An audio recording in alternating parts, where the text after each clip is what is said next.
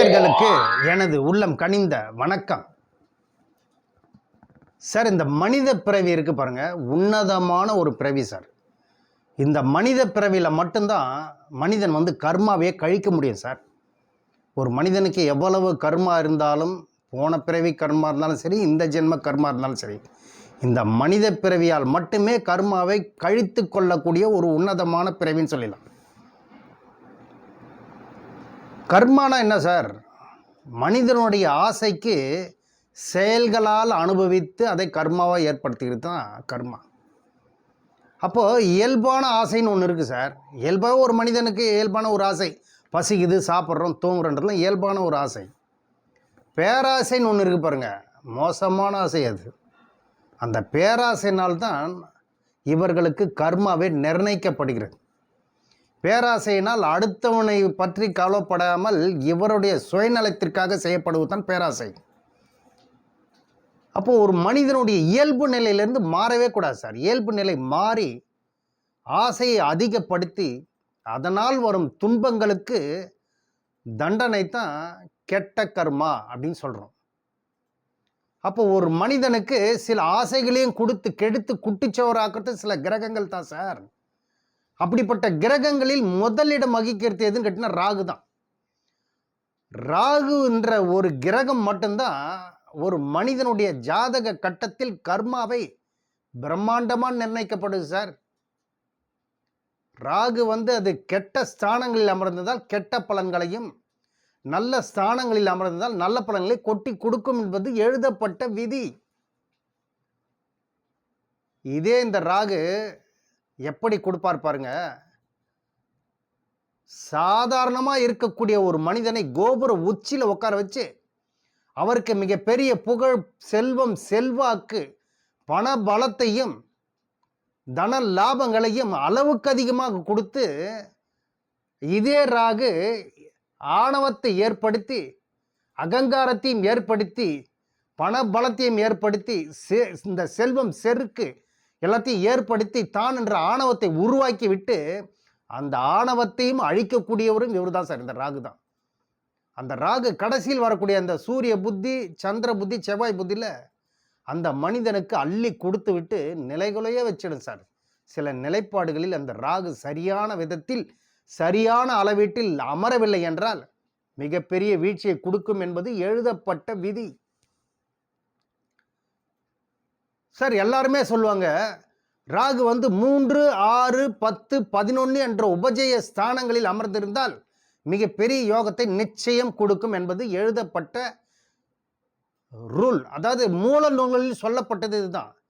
ஒரு லக்னத்திற்கு 3, 6, 10, 11ஆம் இடங்கள் அந்த லக்னத்திற்கு நட்பு வீடாக இருந்து அந்த இடங்களில் இந்த ராகு என்ற இந்த ஒரு அரக்கன் கூட சொல்லலாம், இந்த ராகு என்ற கிரகம் அந்த ஸ்தானங்களில் அமர்ந்து அந்த ராகு திசை நடைபெறும் காலங்களில் மிகப்பெரிய யோகத்தை நிச்சயம் கொடுக்கும் என்பது ரூல். அதற்கு வீடு கொடுத்தவன் நல்ல நிலைப்பாடுகள் அமர்ந்து நல்ல நிலையில் நல்ல ராகுவாக இருந்து அந்த ராகு திசை நடந்தால் மிகப்பெரிய யோகத்தை நிச்சயம் கொடுக்கும் என்பது எழுதப்பட்ட விதி சார்.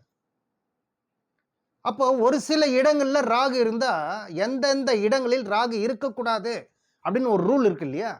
அப்போ எந்தெந்த இடங்களில் இருக்கக்கூடாது? 3, 6, 10, 11ஆம் இடம் என்று சொல்லக்கூடிய உபஜய ஸ்தானங்கள் இருந்தால் மிகப்பெரிய உன்னதமான ஏற்றம், புகழ், செல்வம், செல்வாக்கு, அளவுக்கு அதிகமான பணம், தன லாபங்களை அள்ளி கொடுக்கின்றது மூல நூலில் சொல்லப்பட்டிருக்கிறது இல்லையா? அப்போ அதே மாதிரி எந்த ஸ்தானங்களில் அமரவே கூடாதுன்னு ஒரு ரூல் இருக்கு. இந்த ராகு இந்தந்த ஸ்தானங்களில் இந்த வீடுகளில் அமரவே கூடாது. அப்படி அமர்ந்திருந்தால் சுபகிரக பார்வைகள் சுபத்துவமான இடங்களாக இருக்கணும். லக்னத்திற்கு சுபத்துவமான இடங்களாகவும், அந்த இடத்துக்கு எந்த இடத்தில் அமர்ந்திருக்கோ அந்த இடத்திற்குண்டான கிரகம் வலுப்பெற்று இருக்கணும். சுபகிரக பார்வை அமர்ந்திருந்தால்தான் இந்த ஸ்தானங்கள், இப்பொழுது நான் சொல்லும் ஸ்தானங்களில் ராகு பகவான் அமர்ந்திருந்தால் சில வீழ்ச்சிகளை கொடுக்கும் என்பது எழுதப்பட்ட விதி சார். அப்போ ஒரு ஜாதகத்தில் லக்னத்தில் ராகு அமரவே கூடாது சார். லக்னன்றது ஒரு ஜாதகருடைய தலை இல்லையா? ராகு ஒரு ரிவர்ஸ் கிரகம், ஒரு எதிர்ப்புறமாக சுற்றக்கூடிய ஒரு கிரகம். அது சூரியனுக்கும் சந்திரனுக்கும் எதிர் திசையில் சுற்றக்கூடிய ஒரு கிரகம் இல்லையா அந்த ராகு. அப்போ அந்த ராகு லக்னத்தில் அமர்ந்தால், லக்னம் என்பது என்ன சார்? அவருடைய சிந்தனை. லக்னம் என்பது அந்த ஜாதகருடைய சிந்தனை, செயல்கள், எண்ணங்கள், சுபாவங்கள், அதை பற்றி சொல்லக்கூடிய ஸ்தானத்தில் ராகு அமர்வு பெற்று, அந்த ஸ்தானங்களில் லக்னத்தில் ராகு அமர்வு பெற்றிருந்தால் இந்த ஜாதகர் கண்டிப்பாக எவருக்கு என்ன தோன்றுகிறதோ அதுதான் செய்வார்.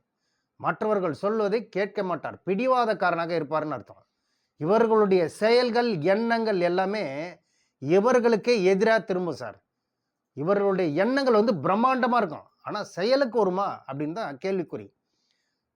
இவர்களுடைய எண்ணங்கள், செயல்கள் பிரம்மாண்டமாக இருந்தாலும் அது செயல்பாட்டுக்கு வந்தால் மிகப்பெரிய யோகத்தை கொடுக்கும். பட் அந்த யோகத்தை கொடுக்கறதுக்கு அந்த லக்னாதிபதி நன்றாக இருக்கணும். அந்த ராகுவை வந்து சுப கிரக பார்வை செய்திருக்கணும். சுப கிரகங்கள் பார்வை செய்திருந்தால் மிகப்பெரிய யோகத்தை நிச்சயம் கொடுக்கும். அப்போ அந்த லக்னத்தில் ராகு அமரக்கூடாதுன்றது ஒரு ரூல் இருக்கு. அதற்கடுத்து 2ஆம் இடம் என்று சொல்லக்கூடிய ஸ்தானத்தில் அமர்ந்திருந்தாலும் இது வந்து சர்பதோஷம்னு சொல்லுவாங்க இல்லையா? சர்பதோஷம், அதாவது 2ஆம் இடம்ன்றது என்ன சார்? லக்னத்திற்கு 2ஆம் இடம்ன்றது குடும்பஸ்தானம், கல்வி ஸ்தானம், ஒரு மனிதனுடைய வாக்கு ஸ்தானம், ஒருவருடைய பேச்சை பற்றி சொல்லக்கூடிய ஸ்தானம். 2ஆம் இடத்தில் ராகு அமர்வு பெற்றிருந்தால், 2ஆம் இடத்தில் ராகு அமர்வு பெற்ற ஜாதகர் கண்டிப்பாக நிறைய பேசுவார் சார். சம்பந்தமே இல்லாத விஷயங்கள்லாம் இவர் வந்து மூக்க நுழைச்சி பேரை கெடுத்துப்பார். இன்றைக்கு ஒரு வாக்கு கொடுப்பாரு, நாளைக்கு நான் அந்த வாக்கு கொடுக்கவே இல்லைன்னு பேச்சை மாற்றிடுவார். இப்படிப்பட்ட அமைப்புகள் இருந்ததுன்னா இவர்கள் எல்லாம் இந்த மாதிரி பேச்சை மாற்றி பேசல. இதற்குண்டான கர்மா ராகு வந்து இந்த பிறவிலையோ இல்லை அடுத்த பிறவிலையோ நிச்சயம் அனுபவிக்க நேரிடும் சார். வாக்கு சுத்தம் இருக்க வேண்டும். 2ஆம் இடத்தில் ராகு அமர்வு பெற்றிருந்தால் வாக்கு சுத்தம் இருக்கணும். அந்த இடம் கல்வி ஸ்தானம் இல்லையா? கல்வியை கெடுக்கும். சில நிலைப்பாடுகளில் ராகு அமர்வு பெற்று எனக்கு கல்வி ஸ்தானம் நல்லா இருக்குன்னு கூட ஒரு சிலர் சொல்லுவாங்க. அதற்கு அது சுபகிரக பார்வை இருக்கும் சார். அப்படிப்பட்ட அமைப்புகள் சுபகிரக பார்வை இருக்கும். 2ஆம் வீட்டதிபதி ராகுக்கு வீடு கொடுத்த அந்த 2ஆம் வீட்டதிபதி பலம் பெற்று இருந்தால் நான் சொல்லும் இந்த விதியெல்லாம் செயல்படாது. விதி விலக்காதான் செயல்படும். அப்போ 2ஆம் இடத்தில் ராகு அமர்வு பெற்றால் குடும்பஸ்தர் நல்லா கவனிச்சுக்கணும், சுயநலவாதியாக இருப்பாங்க. இவர்கள் பேச்சு வன்மமாக இருக்கும்னு பேர். அதனால் மிக மிக கவனமாக இருக்க வேண்டியது. 2ஆம் இடத்தில் ராகு இருந்தால் இவர்கள் பேச்சில் கவனம் தேவை. அதற்கடுத்து 4ஆம் இடத்தில் ராகு இருக்கவே கூடாது சார். ஒரு ஜாதக கட்டத்தில் 4ஆம் இடம் என்று சொல்லக்கூடிய சுகஸ்தானம், வீடு, மனை, வண்டி, வாகனஸ்தானம் என்று சொல்லக்கூடிய 4ஆம் இடத்தில், லக்னத்திலிருந்து 4ஆம் இடம் என்று சொல்லக்கூடிய சுகஸ்தானத்தில் ராகு அமர்வு பெற்றிருந்தால் அந்த 4ஆம் வீட்டதிபதி பலம் பெற்றிருக்கும். சுபகிரக பார்வைகள் பெற்றிருந்தா அந்த 4ஆம் இடத்தில் ராகு அள்ளி குவிக்கும் இவர்களுக்கு. அப்போ 4ஆம் இடத்தில் ராகு அமர்வு பெற்றிருந்தால் இவர்களுடைய சுகஸ்தானம் பாதிக்கப்படும் இல்லையா? தாயார் ஸ்தானம் பாதிக்கப்படும், இவருடைய சுகமே பாதிக்கப்படும். அது மட்டுமல்ல, இந்த ஜாதகருடைய வீடு, மனை, வண்டி, வாகனம்லாம் இருக்கு இல்லையா? இவர்கள் சொத்து வந்து மற்றவர்களுக்கு தெரியாமல் அபகரிப்பார்கள் பேர். 4ஆம் இடத்தில் ராகு இருந்தால் இந்த மாதிரி விஷயங்கள் எல்லாம் கவனமாக இருக்கணும் சார். இல்லை என்றால் இவர்கள் எண்ணத்தை தூண்டி விட்டு அந்த ராகு அவர்களை கெட்ட வழி நடத்தி மற்றவர்கள் பொருட்களையும் மற்றவர்கள் சொத்துக்களையும் அபகரிக்க செய்யும் சார். இதனால் வந்து இவர்கள் அடுத்த பிறவியில் இதற்குண்டான தண்டனையை நிச்சயமாக அனுபவித்தே தீர வேண்டும். ஏனென்றால் ராகு வந்து ஒழுக்கமாக இருந்தால் தான் நல்லது செய்யும். ஒழுக்கம் தவறி நீங்கள் வாக்கு தவறி எது செய்தாலும் அதற்குண்டான தண்டனை நிச்சயம் உண்டுன்றதை மறக்கவே கூடாது. ராகு வந்து ஒரு கரடு முரடான கிரகம். மற்றவர்களை பற்றி கவலையே படாது. மற்றவர்களை பற்றி கவலையே படமாட்டாங்க இவங்க. ஏன்னாங்க மற்றவர்கள் புண்படுமே, அவர்களுடைய மனசு வலிக்குமே அப்படின்ற அந்த பேச்சுக்கே இடம் கிடையாது. நமக்கு வேண்டியது சுயநலவாதியாக தான் இவர் செயல்படுவார். 4ஆம் இடத்தில் ராகுவும் சுயநலவாதியாக செயல்படுவார். அடுத்து 5ஆம் இடம் என்று சொல்லக்கூடிய பூர்வ புண்ணிய ஸ்தானம் இல்லையா? அந்த ஸ்தானத்தில் இருந்தாலும் மிக மிக கவனமாக இருக்கணும் சார். நான் சொல்லும் விதி தான் சொல்கிறேன். விதி மட்டும்தான் நான் சொல்கிறேன். இதற்கு விதி விலக்கு எப்படின்னாக்கா சுபகிரகங்கள் பார்வை இருக்கணும். சுபகிரகங்கள் பார்வை பெற்றிருந்தால் நான் சொல்லும் இந்த விதி வேலை செய்யாது, ஆப்போசிட்டாக வேலை செய்யும். அப்போ 5ஆம் இடத்தில் ராகு அமர்வு பெற்று அவருக்கு தசா காலம் வந்ததுனாக்கா அந்த ராகு தசா காலத்திலேயோ இல்லை அதனுடைய 5ஆம் இடத்து மனசு ஸ்தானம் இல்லையா? அந்த 5ஆம் இடத்தின் மனசு ஸ்தானம், பூர்வ புண்ணிய ஸ்தானம், கௌரவ ஸ்தானம் இதெல்லாம் பாதிக்கப்படும். பூர்வ புண்ணிய ஸ்தானத்தில் இவர் வந்து பூர்வ புண்ணிய அந்த சொத்துக்கள்லாம் வந்து பங்காளிகள் சொத்துலாம் அபகரிக்கக்கூடிய வாய்ப்புகள் உண்டு சார். இவர் செய்வார். அதனால் இந்த மாதிரி விஷயங்களில் கவனமாக இருக்கணும் சார். ஏன்னா ராகு வந்து பொருள் எப்படியாவது சேர்க்கணும், மற்றவங்களை பற்றி கவலை கிடையாது. தனக்கு வேண்டியது சொத்து சுகம், சொத்து சுகம், பணம், தனம், இதை தான் தேவை இவர்களுக்கு. இவருக்கு வேண்டியது மற்றவர்களை பற்றி கவலைப்படாமல் தன் சுயநலத்திற்காக, தன் குடும்ப சுயநலத்திற்காக இவர்கள் சில விஷயங்களில் சூழ்ச்சி மூலமாக இவர்கள் இந்த வேலையை செய்திடுவார்கள் சார். இந்த சூழ்ச்சி மூலமாக இவரே சூழ்ச்சி செய்வார். செய்து சில பூர்வ புண்ணிய ஸ்தானத்தில் இருக்கக்கூடிய மற்றவர்கள் சொத்துக்களை அபகரிக்கக்கூடிய வாய்ப்புகளை ஏற்படுத்தி விடுவார் சார். அதனால மிகவும் கவனமாக இருந்தால் இந்த கர்மாவிலிருந்து தப்பித்துக் கொள்ளலாம் என்பதற்காக தான் இந்த வீடியோவை போடுறேன் நான். அதற்கடுத்து 7ஆம் இடத்தில் ராகு இருக்கக்கூடாது சார். 7ஆம் இடத்து ஒரு மனைவி ஸ்தானம், கலத்திர ஸ்தானம், சமூக அந்தஸ்து, பிஸ்னஸ் பார்ட்னர், லைஃப் பார்ட்னரை பற்றி சொல்லக்கூடிய ஸ்தானம் தான் 7ஆம் இடம். இந்த 7ஆம் இடத்தில் ராகு அமர்வு பெற்று இந்த ஜாதகத்தில் இருந்ததே என்றால் இவர்களெல்லாம் மனைவிக்கு உண்மையாக இருக்க வேண்டும். 2-3 லிங்க் ஏற்படுத்திடும். பெண்கள் மூலமாக சில தொடர்புகளை ஏற்படுத்தி சமூக கௌரவத்துக்கு கெட்டு போயிடும் உங்களுக்கு. சமூக கௌரவமே கெட்டு போயிடும் உங்களுக்கு. அதனால் மிகவும் கவனமாக இருக்கணும். ராகு அந்த 7ஆம் இடத்துல இருந்தால் பிஸ்னஸ் பார்ட்னர்கிட்டையும் லைஃப் பார்ட்னர்கிட்டையும் உண்மையாக இருக்கணும் சார். இந்த விஷயங்களில் நீங்கள் கரெக்டாக இருந்தீங்கன்னா ராகு வந்து உங்களை ஒன்றும் செய்யாது. ராகு வந்து என்றைக்குமே ஒழுக்கம் தவறியவர்களுக்கு மட்டும்தான் சார் சில நிலைப்பாடுகளை நிலைகுலைய வைக்கும். ராகுனாவே ஒழுக்கமாக இருக்கணும். குலதெய்வ வழிபாடு பண்ணணும். 5ஆம் இடத்தில் ராகு இருந்தால் குலதெய்வ வழிபாடு கண்டிப்பாக இவர்களுக்கு மிகப்பெரிய ஏற்றத்தை கொடுக்கும் சார். தான தர்மங்களை பண்ணணும். அதற்கடுத்து 8ஆம் இடம் என்று சொல்லக்கூடிய ஆயுள் ஸ்தானத்தில் ராகு இருந்தால் சில விபத்து கண்டத்தை கொடுக்கும். அதாவது சுபகிரகங்கள் பார்வை இருந்தால் விதி விலக்கு. நல்ல நட்பு ஸ்தானங்களில் அந்த 8ஆம் இடத்தில் லக்னத்துக்கு நட்பு ஸ்தானமாக இருந்து அந்த லக்னத்துக்கு 8ஆம் இடத்தில் அமர்ந்திருக்கக்கூடிய ராகுவிற்கு குரு பார்வையோ சுபகிரக பார்வையோ அல்லது ராகுவிற்கு வீடு கொடுத்தவன் உச்சம் பெற்ற கிரகத்துடன் அமர்வு பெற்றிருந்தாலும் இவர்களுக்கு மிகப்பெரிய யோகத்தை, திடீர் யோகத்தை கொடுக்கும் சார். லாட்ரி யோகத்தை கொடுக்கக்கூடிய வாய்ப்புகள் அந்த ராகு 8ஆம் இடத்தில் அமர்ந்து வீடு கொடுத்தவன் பலம் பெற்று சுபகிரகங்கள் பார்வை இருந்ததுன்னா கண்டிப்பாக இவர்களுக்கு திடீர் யோகத்தை கொடுக்கும். மறைவு வாழ்க்கையை கொடுக்கும். மறைவு வாழ்க்கைனா வெளிநாடு, வெளிதேசம், வெளியூர், இந்த இடங்களில் கண்டிப்பாக இவர்களுக்கு மிகப்பெரிய ஏற்றத்தை கொடுக்கும் சார். உள்ளூர்லேருந்தே இவர்களுக்கு ஏற்றத்தை கொடுக்காது.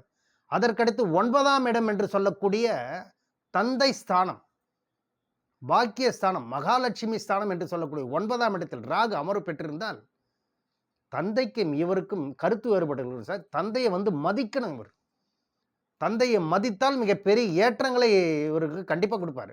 தந்தைக்கு இவருக்கு வந்து கண்டிப்பாக வந்து ஒரு கான்ட்ரவர்ஷன் இருக்கும், கருத்து வேறுபாடுகள் இருக்கும். தந்தையே, அதாவது முன்னோர்கள் ஸ்தானம் இல்லையா, அந்த 9ஆம் இடத்து முன்னோர்கள் ஸ்தானம். இவரை விட வயதில் பெரியவர்கள், அதாவது தந்தை ஸ்தானத்தில் இருப்பவர்கள் மதிப்பு கொடுக்கணும்.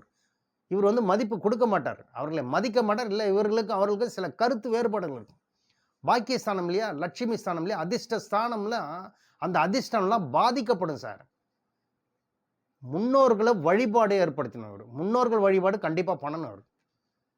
ஏன்னா 9ஆம் இடம்ன்றது ஒரு அதிர்ஷ்ட ஸ்தானம். வாழ்க்கையில் நீங்கள் எவ்வளவுதான் படித்திருந்தாலும், எவ்வளவுதான் நீங்கள் திறமைசாலியாக இருந்தாலும், அந்த 9ஆம் இடம் என்று சொல்லக்கூடிய அதிர்ஷ்டம் கை கொடுக்கலன்னா வாழ்க்கையில் முன்னேறவே முடியாது சார். அந்த 9ஆம் இடத்து ரொம்ப முக்கியமான இடம் ஜாதக கட்டத்தில். அந்த இடத்துல ராகு அமர்வு பெற்று இருந்தால் கண்டிப்பாக இந்த பிரச்சனைகளை கொடுக்கும். தந்தைக்கு மதிப்பு கொடுக்கணும் முதல்ல. அந்த ஸ்தானத்தினுடைய விதி விலக்கு குரு பார்வையோ அந்த வீட்டதிபதி பலம் பெற்று இருந்தா மிகப்பெரிய யோகத்துக்கு சொந்தக்காரன் சார். அதிர்ஷ்டசாலி, புதையல் யோகம். இவர்களுக்கெல்லாம் அந்த புதையல் யோகம் பெற்றவர்னு சொல்லலாம். அதாவது விதிப்படி அது கெட்டு போயிருந்தா சில நிலைப்பாடுகள் வீழ்ச்சியை கொடுக்கும். விதி விலக்கு சுபகிரக பார்வையோ அல்லது அந்த 9ஆம் வீட்டை பலம் பெற்று அமர்ந்திருந்தா மிகப்பெரிய யோகத்துக்கு சொந்தக்காரன் சார் இவர். அதற்கடுத்து பார்த்தீங்கன்னா 12ஆம் வீட்டிலும் ராகு அமரக்கூடாது. 12ஆம் வீட்டில் ராகு அமர்வு பெற்று ஒரு ஜாதகருக்கு இருந்தது என்றால் இவர் கண்டிப்பாக, இது வந்து எந்த ஸ்தானம், 12ஆம் இடத்து ஒரு மோட்ச ஸ்தானம், விரய ஸ்தானம்.